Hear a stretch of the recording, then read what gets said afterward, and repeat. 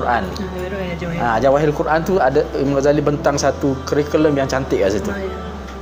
Kalau mungkin Ustaz boleh tengok balik Jawahirul Quran tu, dia susun macam mana ilmu-ilmu dunia ni lahir dari Quran, ilmu moden ni.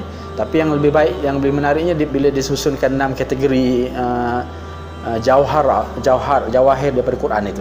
Kan ada 6 kategori itu. Kalau tengok 6 kategori itu, 5 daripadanya adalah lebih kepada nak kenal Tuhan. Lebih pada nak tahu musuh-musuh Tuhan. Lebih nak tahu sejarah orang yang anti tolak agama, terima agama. Yang 1/6 sahaja yang melibatkan ilmu dunia. Maksudnya yang kita bincang tentang fardu kifayah, tentang engineering, sains tu hanyalah dalam 1/6 itu. Tapi kita dah tinggalkan 5/6 tu, kita besarkan 1/6 ini. Sebab tu akhirnya kita punya engineer, kita punya doktor, kita punya profesional kacau. Kan yang keluar pada UAE, saya kenal kawan-kawan ataupun pelajar kita, ni pelajar UAE ni, keluar UAE rosak.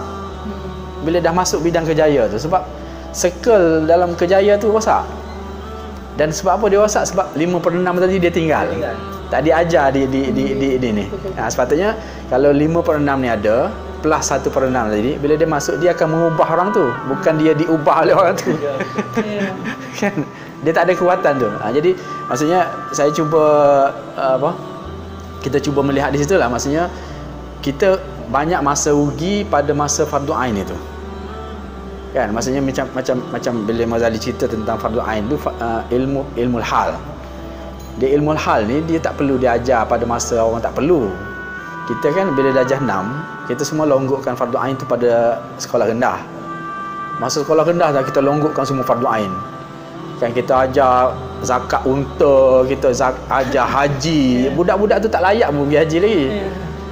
Jadi kalau kita buang yang tu, kita masukkan benda-benda fardu ain yang lain, tapi sesuai.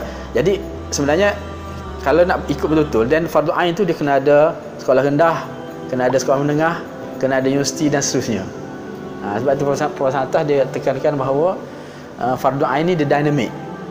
Dia bukan statik.